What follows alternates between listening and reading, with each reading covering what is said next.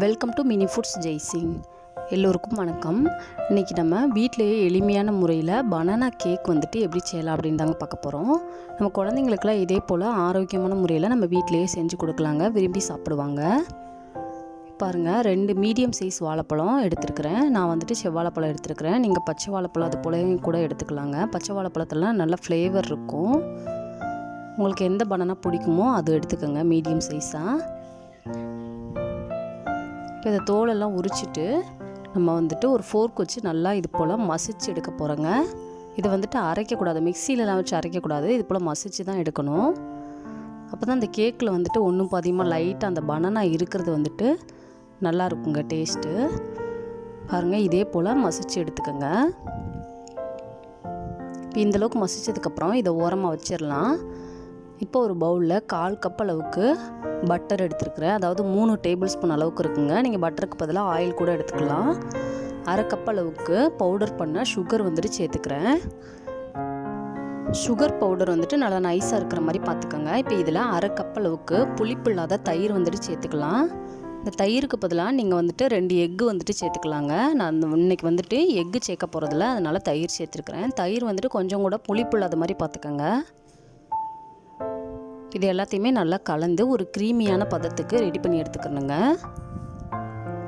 பாருங்கள், நல்லா அடித்தாச்சு. உங்கள்கிட்ட பீட்டர் இருந்துச்சுனாலும் அதை வச்சு கூட அடிச்சுக்கலாங்க.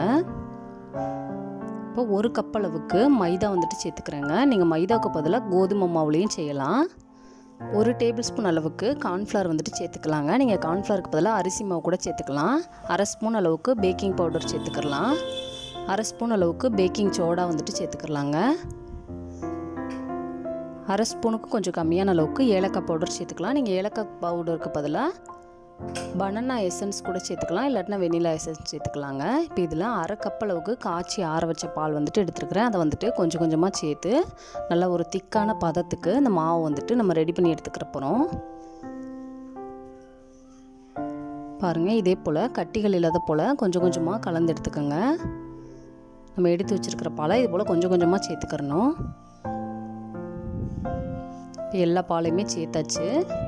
கட்டிகள் இல்லாத போல் நல்லா கலந்து எடுத்துக்கணுங்க. இப்போ நம்ம நார்மலாக பண்ணுற கேக் பேட்டரை விட இந்த பேட்டர் கொஞ்சம் திக்காக இருக்கணும். பாருங்கள், நல்ல ஒரு க்ரீமியான பதத்துக்கு வந்துருச்சு. இப்போ இதில் நம்ம மசிச்சு எடுத்து வச்சுருக்கிற வாழைப்பழத்தை இதில் சேர்த்துடலாம். சேர்த்துட்டு விஸ்க் வச்சு நல்லா கலந்து விட்டுருங்க. இதில் உங்களுக்கு தேவைன்னா நட்ஸு இதெல்லாம் கூட சேர்த்துக்கலாங்க.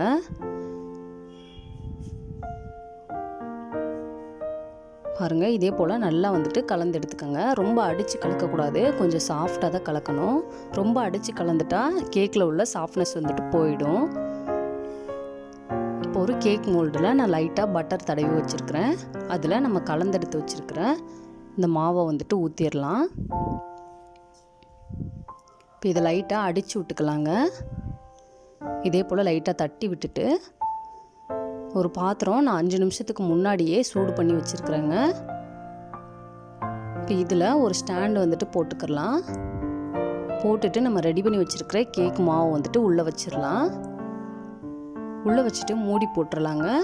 அந்த மூடியில் இருக்கிற ஓட்டையை நம்ம இது போல் நியூஸ் பேப்பர் எதனாவது வச்சு மூடி விட்டுறணும். நீங்கள் இது போல் பாத்திரம் இல்லாட்டினா குக்கரில் கூட லைட்டாக உப்பு பரப்பி வச்சு வேக வச்சுக்கிறலாங்க. அதுவும் ஈஸியான முறையில் கேக் வேக வச்சு எடுத்துக்கலாம். பாருங்கள், இது ஒரு 40 நிமிஷம் வேக வச்சு எடுத்துருக்கிறேன். கொஞ்சம் கூட ஒட்டவே இல்லை, கேக் நல்லா வெந்துருச்சு. இப்போ இதை இதே போல் ஒரு பிளேட்டுக்கு மாற்றிடலாம். மாற்றிட்டு ஒரு 1/2 மணி நேரம் நல்லா ஆற வச்சிடலாங்க. ஆற வச்சதுக்கப்புறம் நமக்கு வேணுங்கிற ஷேப்பில் கட் பண்ணி எடுத்து வச்சுக்கலாம். குழந்தைங்களுக்குலாம் இதே போல் செஞ்சு கொடுக்கும்பொழுது ரொம்பவே விரும்பி சாப்பிடுவாங்க.